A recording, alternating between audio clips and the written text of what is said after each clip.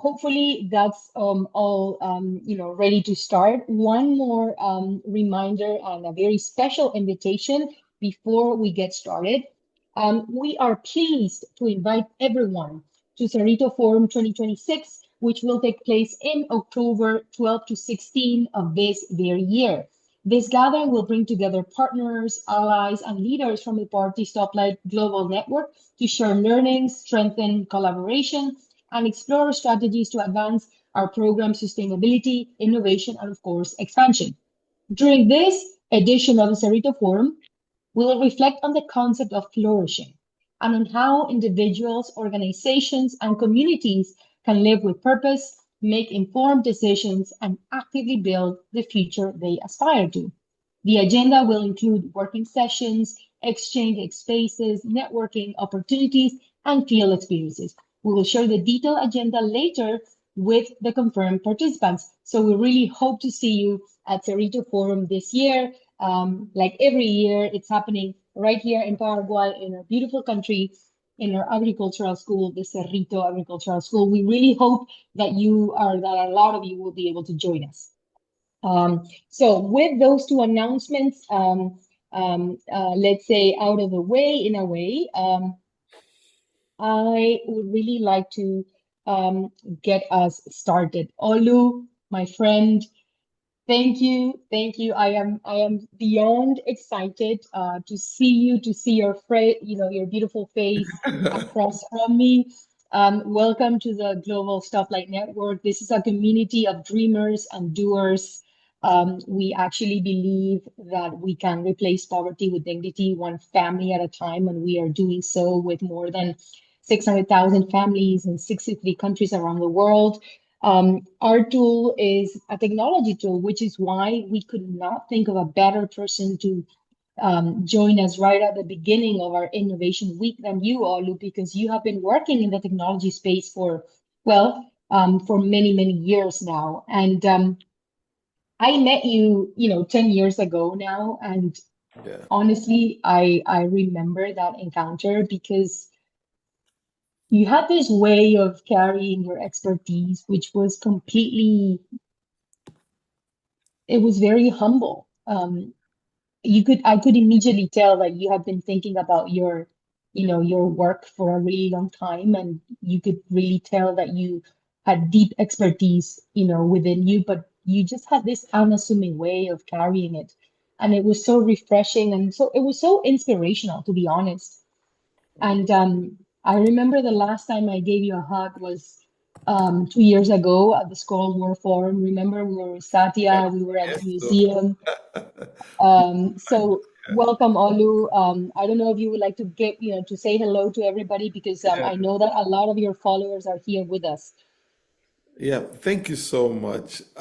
It's a pleasure being here, Julia, and I feel really excited. And when you asked me, I say yes, let's do it. I mean, we have so much in common that we have a thing from Africa to Latin America to Central America.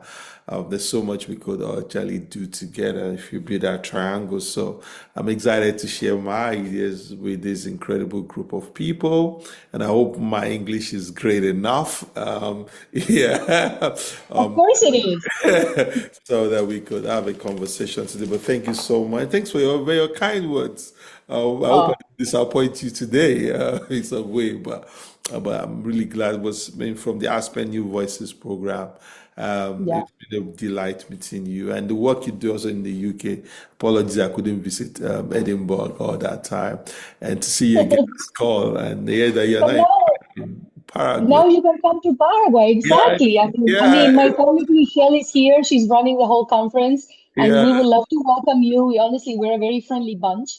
yeah, But Olu, let us get started, because I know, I mean, yeah, we need to leave people also for yeah. time for people to ask questions. And let me kick us off with this. With I want to ask you something very straightforward to get us started. Mm, Before we talk about budgets, of course, before we talk about AI and of course civic technology, which you are passionate about, mm. Olu, what's something that you've become deeply curious about lately? that actually has nothing to do with this work? I'm dying to know. I mean, was- I didn't get your question. You said something that I've become excited about Yeah. Yeah, recently. what are you reading lately that's actually unrelated to your work? I mean, it doesn't So, have to be, it could be anything. It could be football, it could be the World Cup, but obviously you are someone no, that lives. I mean, if you see, there's a cup behind me, which is the World Cup. So I went to watch one of the match, France versus Senegal in New York. So the World Cup has been exciting. Recently, I mean, the last few days, I've been in the US 250-year Declaration of Independence mode. So I've been reading a lot about the US history, much more from different lenses, just to be able to understand, the work that has been done. I mean, still has to be done to take this country to where it is right now.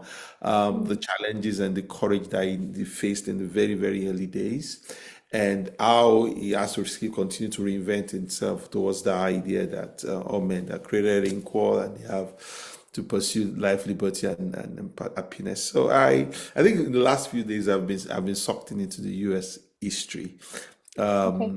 and it's been exciting so far. I've watched some documentaries, read a few things. It's been so good. Yeah. Amazing. Thank you, Olu. Thank you. And for everyone that's here with us, so I've known this remarkable man for 10 years now. And one of the things that I've honestly always admired about you, Olu, is that I'm not sure how you do it, but you somehow manage to combine huge intellectual rigor, right, with genuine optimism about people, Yeah. even about budgets, if I could go that far. So today's conversation, I would like it to be as much as a person behind budget as about the technology itself, right? And with that, you have spent much of your career helping citizens, especially, citizens in Nigeria, of course, understand how governments work, right? So I'm curious, Olu, where does that instinct come from, right? Was there a moment, in your life when you realized that transparency wasn't simply about information, but about justice? Was there a moment that, really brought this on for you and ignited your passion and everything that followed? I mean, great question. I guess I always tell people that you must have an emotional investment in every idea you want to create. And most times when it balances with your life experiences, it makes it much more stronger. So, growing up in Nigeria, I continuously struggled with the idea of why was our development so slow? Why have we not made progress? Especially energy was my biggest problem. Last night there was a huge storm in the US and we lost power. For the first time, I've always moved between the US and Nigeria for the last 6 years. We lost power for like 7 hours last night, and my daughters were freaking out. They were crying, and I'm like, was my childhood. This was my childhood. This is how I lived all my life. There was no certainty that there was going to be power every single hour. And we were checking the app. Oh, was there going to be an outage? When is it going to come back? And they said it was going to be Tuesday evening. Interestingly, it came back in 7 hours. And it was just make me realize over again, over the night, like, I mean, this was my reality. I didn't grow up knowing 24-hour power access. And a lot of places across the world had that opportunity ways, decades I had that. And so development was a problem for me. And I just realized that I needed to put my emotion and my energy, emotional energy into this work because I just worry that we have so much resources in Nigeria. We drill oil. We have a very energetic people. We have the population. We are the center of Africa. So what exactly is the problem of Nigeria? Why can't you find that significant leaps that I had? And all of that has always been bubbling in me, right, even from the university days up to when I now even got a job at the bank. So I worked in the bank, which was a very, very comfortable job, 3.5 years in Nigeria. But through that period, I was grossly unhappy because I just felt something else was just within me that needed expression, and was the idea that everyday people should understand how public finances work, and they must have that clear line understanding that This is about public resources. This is about, like you mentioned, social justice. And this is about how I make demands for more improved public efficiency. And it sounded like a very, very simple idea, and it's gone into different forms. But in my head, it was about, and maybe as I now got more privileged over time, possibly could now partly live in the US and in Nigeria, possibly could afford some very finer things of life. It got much more, I got more energetic about the mission to say, if I have all of this opportunity due to education, due to be able to do fundraising, what is the chance? What are the chances for a younger, poorer, a more underserved person in Nigeria? And so that work to constantly fight that public resources must be equitably distributed and equitably used for the benefit of the people. That work doesn't just stop. And I think that's continuously built my energy over time. Oh, beautiful, beautiful, Olu. And I mean, I could tell you, budget would definitely have a place here in Paraguay because we are, we look at the national budget with honestly with a microscope, and it's Chinese for it might as well be Chinese for us. So I think the work you do is Mm, honestly so powerful. But let me ask you, mm. obviously building organizations we know is demanding, Yep. right? So what has kept you going, through those difficult moments that I'm sure you've had because we've all had them, right? What keeps you going? What anchors you, when things become uncertain? Because as you were just saying, Mm, I mean, places like Nigeria, like Paraguay, very uncertain, and uncertainty and volatility, ambiguity, right? These things are all on the rise. So what anchors you, Ollie? What keeps you going in those moments where you're facing a difficulty or thinking, oh gosh, what do I do now? What do you turn to in those moments? I mean, I will be honest, like resilience is really needed for this work. You need a lot of patience and resilience. And I always say something to myself, like I'm a impatient, patient person. I'm running two thoughts in my head at the same time. And the reality is that, if this work was about selling maybe gas, or maybe even about selling solar lantern, let's even bring it to the solar development work. It means if I sell solar lantern in Nigeria, I can sell solar lanterns in Paraguay. I mean, it's that simplistic because that is the product. But if you're talking about governance and you're innovating around governance, context, cultures, peoples, systems, norms vary across different spaces. I always be clear that you have to carry patience and impatience side by side. Patience because it's going to take a while. Most of the systems that we're trying to disrupt, it's not a simple technology fix. It's not even a simple legislation fix. I mean, I'm sure in Nigeria, Paraguay, you find a time when people will say, it's the law that is the problem. It's a legislation that is the problem. Then you pass the law. Then somehow it doesn't change the behavior of people. I mean, the US even recognized that, we could say slavery has come to an end, but it doesn't change how people still behave within the environment. So it's clear that humans are the biggest problem we have. That's why the human behavior is the biggest challenge that we are trying to revive, reinvent, or even incentivize them to do better. And in that direction, we must understand that some of these things existed for decades, for centuries. This is how people believe things are done. So you must carry a bit of patience in the work, which means it's going to take time. And the reason why you need that patience is if you take 10 steps forward today, and suddenly you find yourself taking 5 steps backward tomorrow, you don't lose faith that, oh, this is the end of it all. You know that this will always take time. If it was never going to take time, then definitely it would have been resolved with just a flip. The second thing is that you must also carry impatience. Impatience, which means is that we are running out of time. We need to do it now. We need to get answers now. We need to. So, in how people see me talk about public finance, public budgets, public reform, I carry a whole lot of impatience. I carry a whole lot of anger in me. But that does not mean beneath my spirit, I don't understand that it's going to take time. So that's why I mentioned that the only way to build your resilience is to run these two streams side by side, where you are very patient because you know that you are not dealing with quick fix issues. but you're also impatient in how you be able to talk and how you approach the work. And the reason is, public resources, you want it to be effectively spent. And, if it's wasted or abused, you might not be able to get it back. So you carry a whole lot of energy to get that done. But to overhauling the entire system to be at the ideal state where you want to be, it means that you must understand that it will take time. The other thing is also to be able to balance idealism and realism. As activists, as intellectuals, as people who create products, we're creating products so most times for an ideal society. Even if something is 99.9% okay, we say no. There's still a 0.01% missing to make it work. And that's the kind of society we have envisioned in our mind. But it's also very good to spend a lot of time understanding the reality of the situation. And it doesn't mean you accept the reality, but you understand the reality.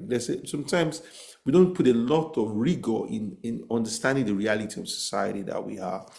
Is it a normative issue? Is it a cultural issue? Is it an incentive issue? Is it a legislative issue? Is it a governance issue? Is it a people issue?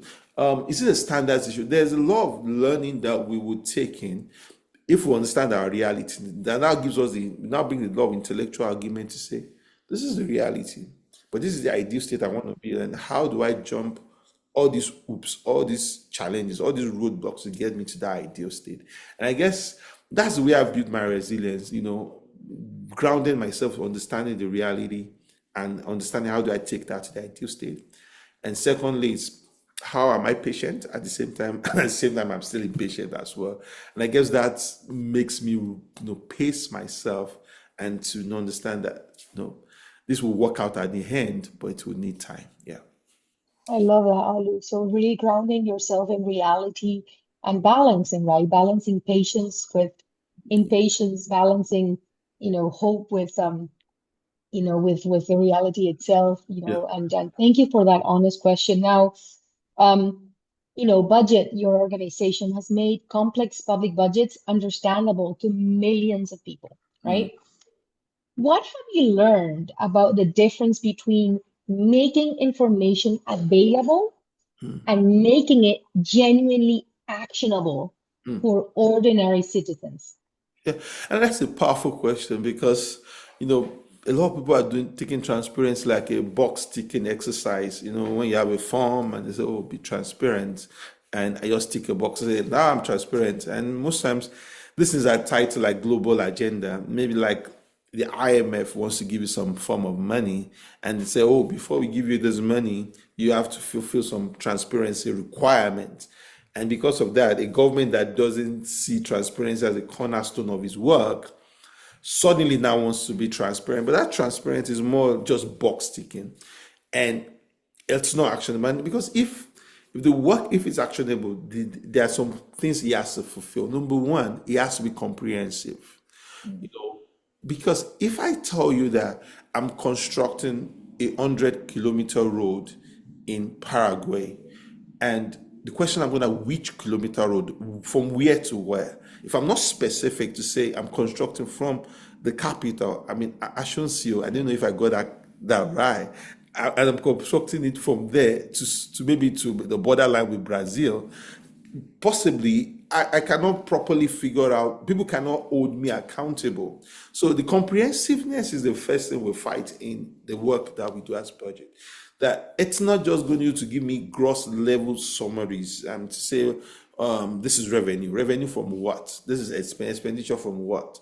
I must be able to see a breakdown, a detailed breakdown that makes it useful for me as a citizen to participate. Because the whole point of you making something actionable is to enable participation. If transparency that is not actionable, it's not participatory. It doesn't involve the people. It doesn't engage the people. So I worry about comprehensiveness, and I worry about timeliness. What's the point you presenting a report that's supposed to come out, a budget 6 months after it was supposed to be released, or a year after it's supposed to be released, or you're giving me a budget performance report 6 months after it was necessary? So I carry my mind about it must be comprehensive.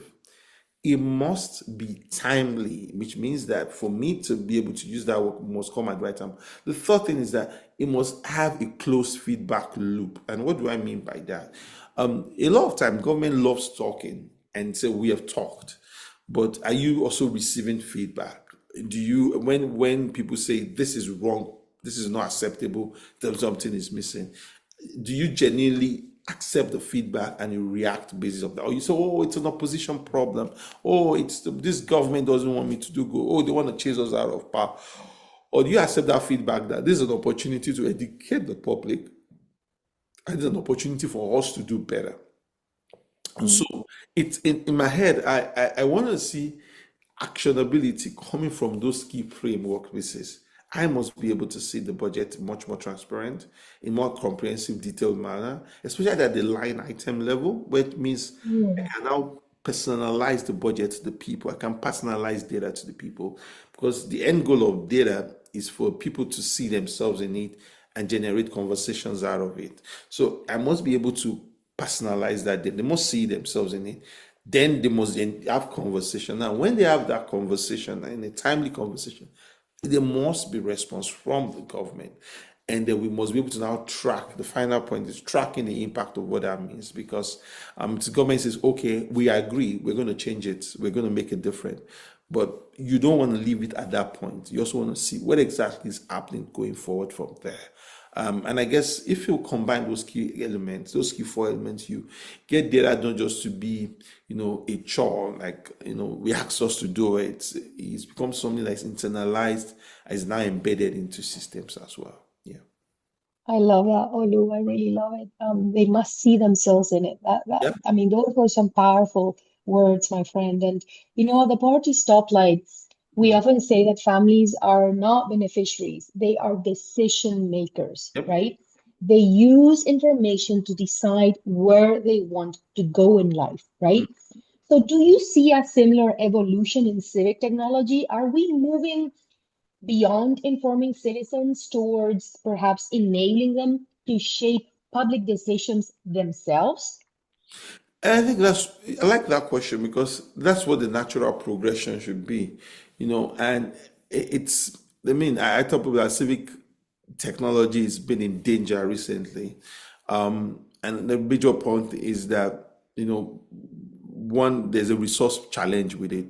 A lot of resources have moved into new thematic thinking, like, oh, people want to talk about AI, or people want to talk about climate. Whereas the foundation is responsible governance. If governance is flawed, whatever we are building on top of it is like castles in the air. And the challenge is you want to build a much more informed and a trusting society. I was having a conversation with a group last week about Nigeria and about how our development agenda, our strategy, development strategy for the country, it's not resonating with the country. And I said, because the people don't see themselves in it, because you have not shown them a pathway of where exactly is their own path in this. And so I think for civic technology as well, the next phase are in two things. One is citizen ownership. People, genuinely, believing that they have a stake in a democracy and they own it. And the people do that when they feel like when we have a conversation, democracy is supposed to be a conversation. When we have a conversation, we get a response back. And so if people own that kind of space, own their own civic space, and they have a Hmm. conversation and there's a response back. Now that helps us rethink how we build civic technology. That's the one. Yeah. The second thing in my head is system adoption.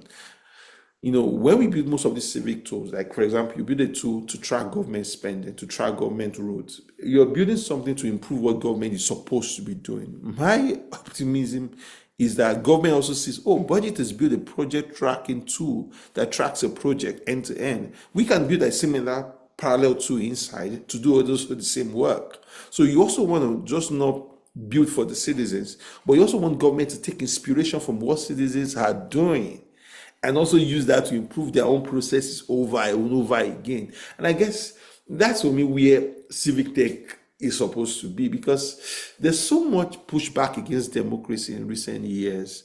And it's at the, and when you hear people say democracy is being pushed back, is that the participatory part of democracy has been significantly weakened. And the only way we can, de-risk this is by bringing technology heavily into play. And secondly, is now by ensuring that when those technologies happen, they begin to influence how government even sees technology in engaging citizens in improving service delivery, in transforming systems. So I believe that's the next phase for civil society, civic tech, citizens' ownership, and also influencing public systems. Yeah. I love it. I love it, Olu. And this is beautiful because it's like you're reading my mind because it goes just right in hand with a question that I wanted to ask next, which is, we talk about government being inspired by the people, using making data their own and really using, making data actionable for them, right? And you were saying we need to see ourselves in the data, Mm, right? And so let me ask you perhaps a bit of a tough question, but as you know, as you were, pointing to just now, mm, trust feels increasingly fragile, right, around the world. So here's a question. Can technology rebuild trust? mm. Or does trust have to exist before technology can actually work? Yeah, I mean that's a great and tough one, but and I would say, when we talk about there's this fetishization of technology. I mean, there's this glamorization, like oh, technology is that single solution to most problems or to most issues, and I don't think so. I think trust has to exist before technology. A society must learn, and I guess it's first reorientation. There's this album, this music album called The Miseducation of Lauryn Hill. There Mhm. is a bit of miseducation on the side of the citizens. There's a bit of miseducation on the side of government. And I guess first is to understand that within a democratic system that we elect to say we want to be, the people who work in government, the power resides with the people. The first rule, power resides with the people. In fact, if you read the U.S. Declaration of Independence, it says the consent of the majority, and even the people have a right to abolish their government if it refuses to serve their demands. And I guess that's something, if you throw back to the John Locke's and the great philosophers talked about how how they saw democracy. So those texts were not even like original, but they were drawn from some philosophical thinking. And I think those were the fundamentals to democracy there. When we talk about governance, power belongs to the people. So when you see people shy, trying to be nice or trying to be cool in terms of how they ask for what actually belongs to them, I say, no, the power belongs to you. You put this guy in public office. He has all the privileges in that space. He's building a legacy for his name. He drives the finest cars. He has almost like a ton of security all around him. He has all the privileges of that same public office that you're entrusting him. You must be unapologetic in how you demand of that kind of system. And for me, that's the way we build trust. First, a proper re-education, everybody understanding their place within their society, so that we know how to talk to each other. We know how we engage with each other. We know this is not a master-slave situation. This is not, this is like I am the boss here and I've put you on an errand. And I could as well just tell you, you know what, I've had enough of you. Come back and come and sit down here. I don't want to send you back on this. And so that on the education makes us understand that we build trust, because we talk a lot about, oh, we want to build trust, oh, we do technology, we should have more dialogues. No, we should have dialogues, but if we do not even understand our place within the democratic system, we cannot even have a healthy dialogue in any way. The second level of that is what I talked about, closed feedback loop. When I make a position as a person in public, as a citizen, the government must take my position from the face value and say, I'm making my position as a citizen, not because I have a wider agenda. not because I have a bigger problem with them. No, I'm making a position that this is how society systems should be run. And that's why I feel like rightly educating government also will build trust. Then if we now build trust, what accelerates the opportunities now will now be technology on top of that. Technology to you know increase how we reduce the barriers how we talk to each other, technologies that improves dialogue, makes dialogues, technology that gives feedback much more faster, technology that is able to get citizens to understand data in much more simpler way. Yes, technology like that is helpful, but first of all is understanding our place in a society, understanding how power symmetry within power dynamics within society, understanding how we are supposed to have a dialogue, the kind of tone and level of reverence that we must always have within the dialogue. Democracy is not monarchy. There might be some forms within the UK, but democracy comes from the consent of the majority. And if that basic understanding is there, we will quietly build trust. Because trust is also not built within a day. It's something that you have to compound over time. Then that's okay. We now trust each other. Then we now know we're working for the best interest of each other. And that speaks to the heart of the work that I do as budget, that citizens give you public authority to run government on their behalf. They trust you to do that. You also must be ensured that every single minute, second, you are working for them. You're not working to benefit yourself. You're not working to build another skyscraper. You're not working to buy another latest car. You're not working to build a villa in Bahamas or somewhere else, or stash money in Panama. You're working in service of the people.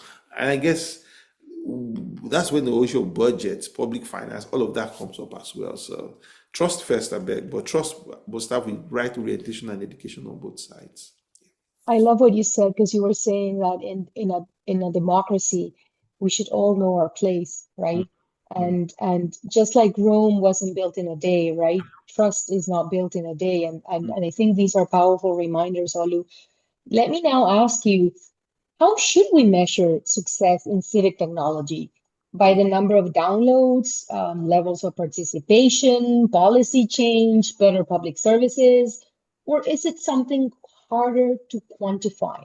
Is it an unfair question, even perhaps? I don't know, but I'm sure you've been thinking about this because you're doing this work well for years now, and you've been serving the people of Nigeria certainly with a very Mm. very great service, which is Mm. making simple the complexity of national budgets that sometimes seem completely impenetrable, right? So how do we measure success? What do you think in You, civic technology? it's a great question. And there was a time I read a book, I can find the link, maybe you call it The Tyranny of Quantification.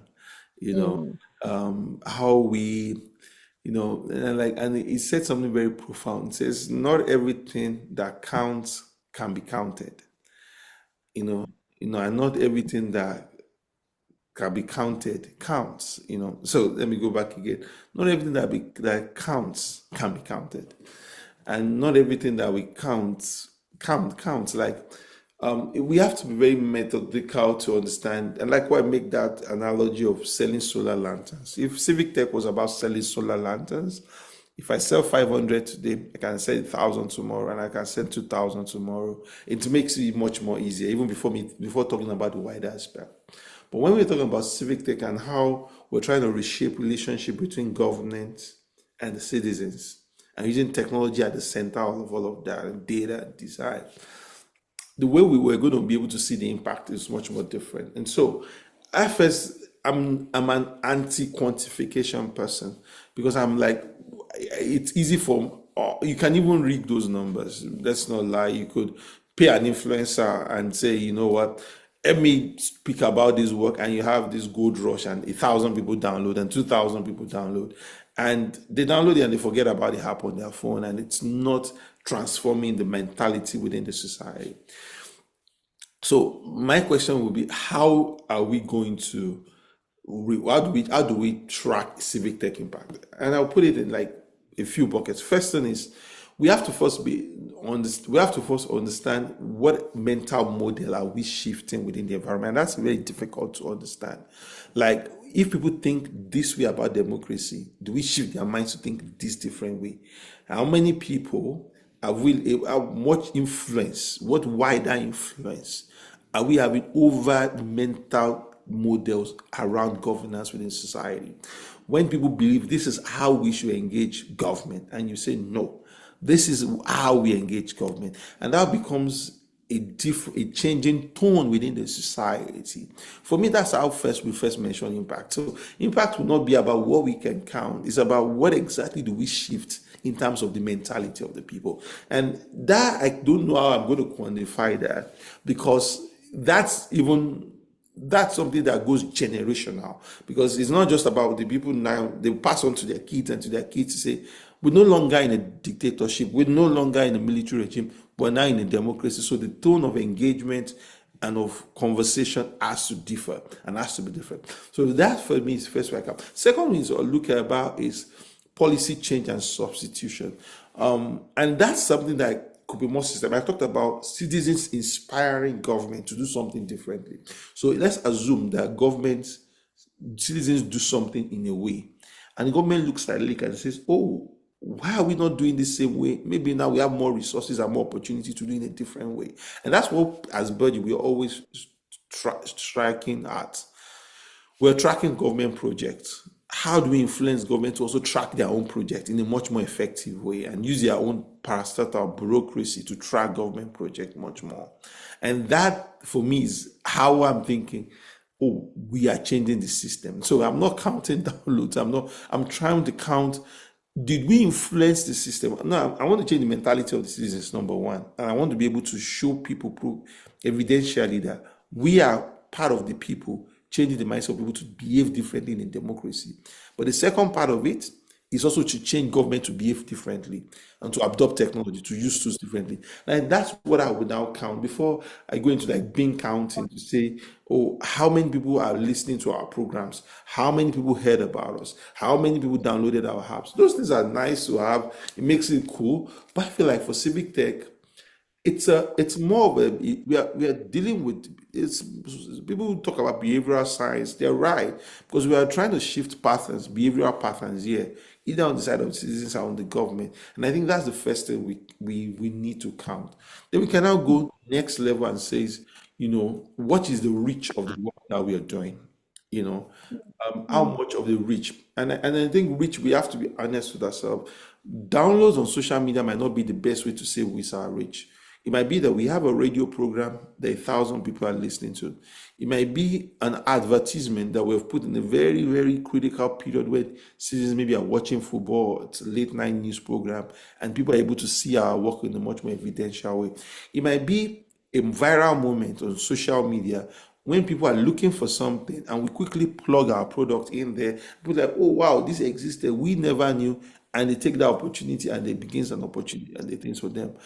In Nigeria, we built a tool where people get SMS and email alerts when allocations is given to their local community, when there's a payment to their local community. And that for me, it's much more striking. And we have over 200,000 people receiving that alert. That's more striking for me because now I'm in the local community. I know when money is paid into my account. And so that for me is civic, we have to think through in a qualitative manner than Yeah. us try to be, count and make sure that that becomes the mainstream thinking within the environment for the funders, for the donors to say, it's not, we're going to reach more people, we're going to impact more government. But yes, Yeah. Thank you, Olu. And I love it because you're saying, hey, not everything is about measurement, mm, right? And I think you're also saying some things are nice to have, like like the outputs, but I mm, think you're really talking about outcomes and yep, impact, right? And yep, those take time. We were saying Rome wasn't built in a day, yep, trust is not built in a day, and mm, impact certainly doesn't happen in a day. yep, Now, Olu, we're getting to the end of our conversation because we already have questions, but let me ask you this one more, and then we'll open it up to all of our friends here. And let me pause for a second, and I will come to a question, I promise. But mm, Olu, after everything that you've seen, right, over the last decade, mm. what continues to convince you that ordinary citizens really can change the systems around them. And pause with me for a second here. If a young person somewhere in Nigeria, somewhere in Africa, somewhere in Latin America, or in Asia, if a young person wanted today to dedicate their life to building more transparent, more just societies, what would you, Olu, what would you hope they never lose along the way?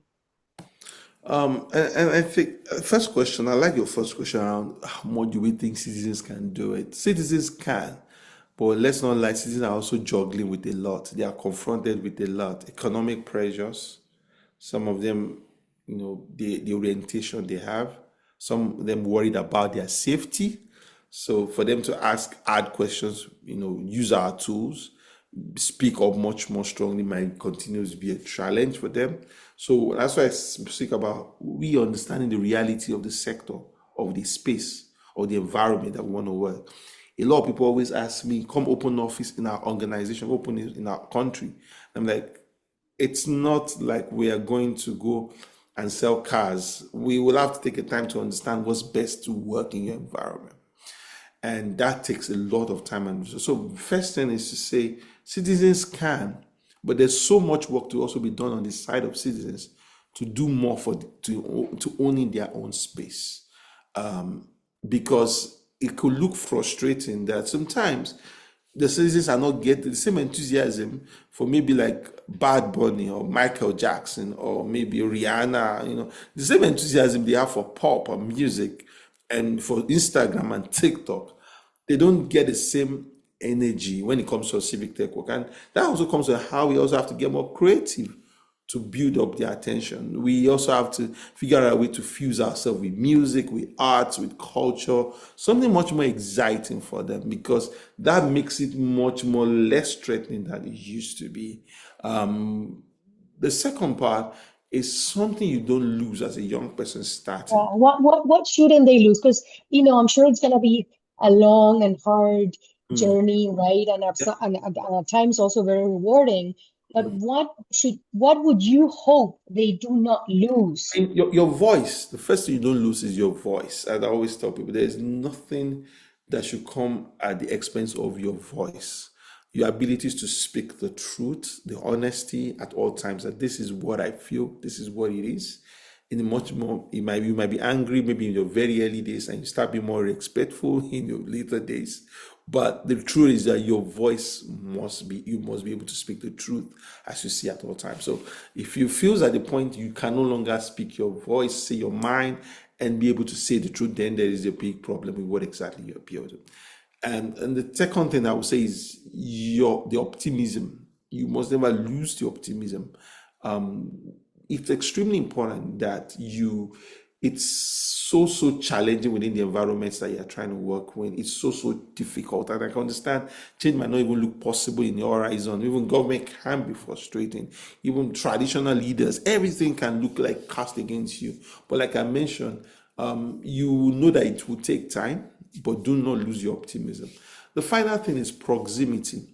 I'll tell people, don't look too far from the problem because a whole of us, like you mentioned, it could become highly rewarding where you now have funding, you now have donor grants, then you can now not live in the reality of the people that you are trying to serve. And so as much as possible, never lose your sense of proximity to the people. Don't become that guy that is now seen far away from the problem. So people now believe that you don't have the authenticity anymore to talk about the problem because they now see your cars, they now see your houses, they now see that you're now a big person, you don't look poor anymore, you don't look around like them. Never lose your proximity to the issues because that strengthens your case and your authenticity for the problem as well. Thank you, Olu. Thank you for that. I love that. Never lose proximity and never lose your voice. These are really powerful messages.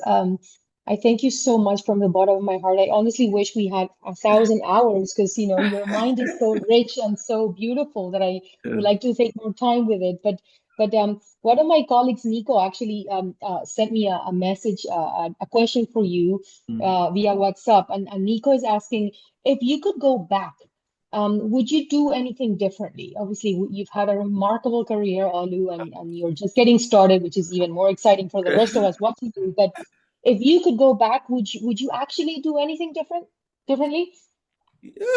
Yeah, a few things differently. I guess if there's anything I would do differently, that would be awkward answer to this question. Is money. In the early days, you expended a lot of resources to want to make change happen now, now, now. And I guess, this constant battle of fundraising is exhausting me, is graying me out. So if I could do anything differently, is maybe I would have set up a trust for the organization in the very early days, something that is more like I'm building my own endowment, rather than waiting maybe for McKinsey Scott to handle me 10 million, $20 million. No, but maybe quietly building my own endowment quietly because I understand that. And it's just reality. Civic Tech get in the 2011 to 2019 corridor. Civic Tech received a lot of funding. We had OK festivals, we had transparency camps, we had Sunlight Foundation, Luminate was funded. In recent times, in post-COVID era, when we went to COVID and health became the big theme. The post-COVID era, it's not gotten that same traction. Within Africa, I don't know, maybe it's a different case in Latin America, in Southern America. And so in my own thinking is, what exactly do we need to do differently? If we had resources, then we could keep going and do whatever we like by ourselves. Because you also don't want to be constricted into funding agenda. You are like a pretzel now. You're trying to be fitting into donor agenda just so that you can keep going. But if I had my way to tell people, young people, is that build your own endowments early. Don't you want to make change happen, but be very efficient with it so that you can last the journey, because the donor funding cycles can be Yeah. very, very, very I know. It predictable. sometimes feels like we're always fundraising, like 100% of the time, right? So, I mean, thank you for your honesty. Yeah. Um, and but I would like to open if I, we've got a few people online with us. When I don't know if there's another question for Olu, or if anyone else would like to, turn on your microphone and engage with Olu directly. He's a lovely man, and I'm sure he'll have answers for you. Yeah. You know,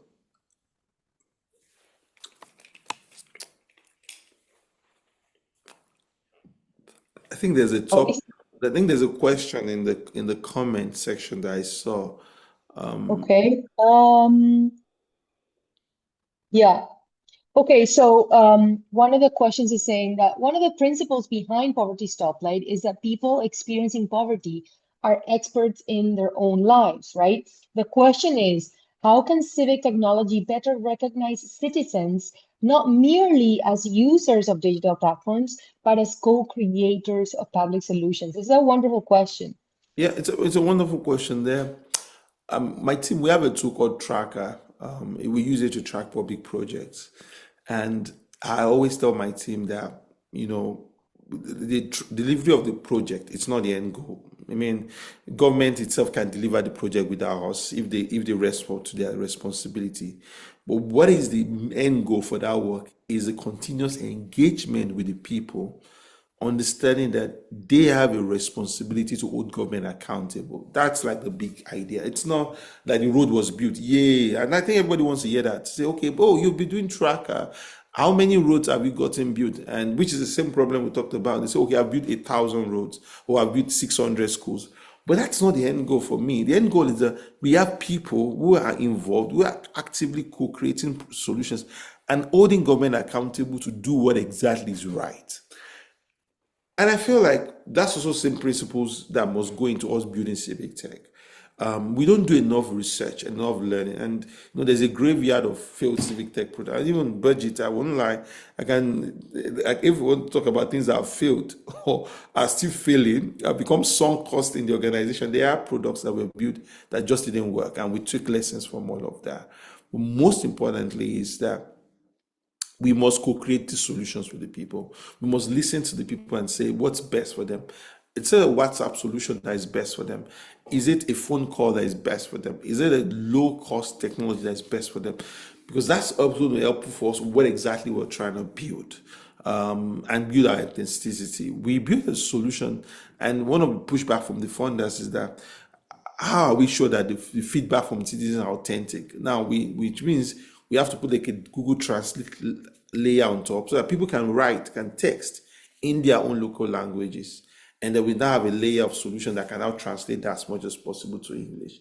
So if we don't build a solution that allows them to speak to us in their local language, it doesn't feel authentic. So co-creation must be the key element of civic tech. We've wasted too much resources building what we think works for the people.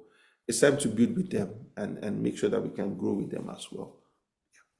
One of my colleagues, Michelle, she sent a question, and she is very curious, and she would like to know, um, okay, this is what she wrote.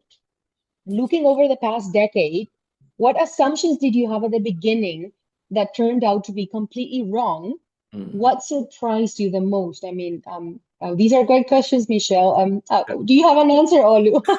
Oh my What turned out to be wrong, and what surprised you the most? I mean, I'm sure working with governments for Uh, a long well, time, I right? think first thing is impact is linear. Impact being linear, it was a wrong assumption, because something became better today doesn't mean it will be better tomorrow. We can go 10 steps today, and we get a bad government, and we go 5 steps backward. So we've had great days when budgets, push a lot of pressure on government. Government was responsive. They published budgets on time.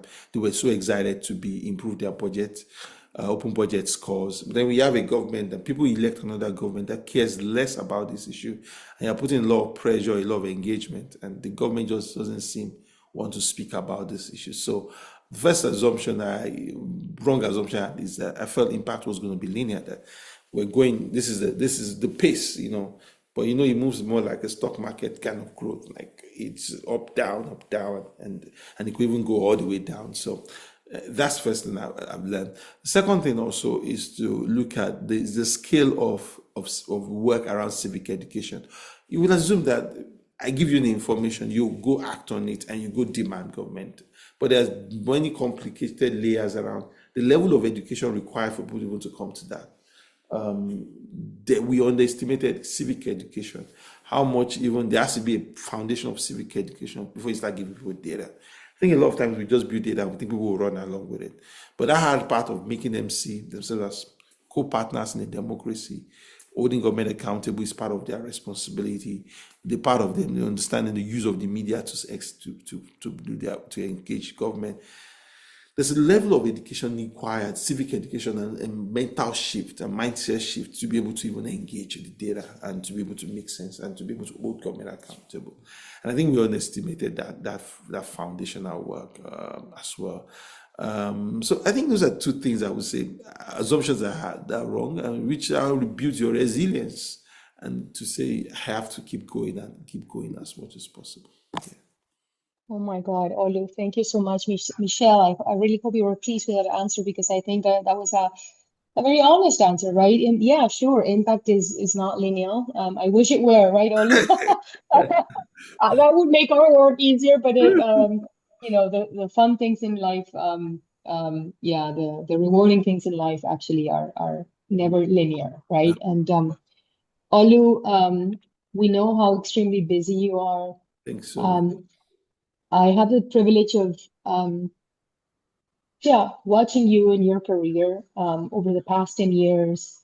I mean, we have with us a man who has literally been an advisor to, let's be honest, Bill Gates, right? Barack Obama, Desmond Tutu. You've done it all, Olu. Now I see that you've engaged in a PhD program. Yeah. I mean, I cannot wait to read that thesis, because I'm sure we're gonna get more great ideas. I want to thank you deeply on behalf of the Global Stoplight Network and the Global Stoplight Movement, for the work that you do, for the inspiration that you are, for your generosity, right? For your time with our community today. We really do hope that you might have time to join our Cerrito Forum, the week of October 12th here in Paraguay. I promise you a very cold beer. And I remember how you love dancing, so we can go out and dance out. Uh, We are a very friendly bunch. Seriously, Olu. yeah. I thank you from the bottom of my heart. Remember, on Friday, we're all getting together for Yes, another really cool yes. session. We call And Malan. yeah, with Carl and with Satya and with the That's great yeah, Erica. yeah, And thank you, Olu. yeah, Trust is not built in a day. That really stayed with me. And also that people need to see themselves in yeah. the government budget, right? Thank you. We need to see ourselves in the government budget. Thank you for the inspiration that you are. I hug you from afar, No problem. and I hope to see you in October. And if not, sometime, somewhere, sometime soon. I will try. I will try. I will let you know, Julia, very soon. All right, I will try. Okay, All okay. right. Thank Thank you, you and thank so you, much. everyone. Thank Thanks you. so much. Yeah, thank you. Have a wonderful day. Thank you. Yeah, And thank you. remember, we have another session. Our final session of the day starts in an hour. Thank you, everyone. Thank you, Olu. Thank you, Wendy, for making all of this possible. For all of you doing the translations and making the recordings. Thank you, and hopefully I'll see you in an hour for the final section of the day. Bye.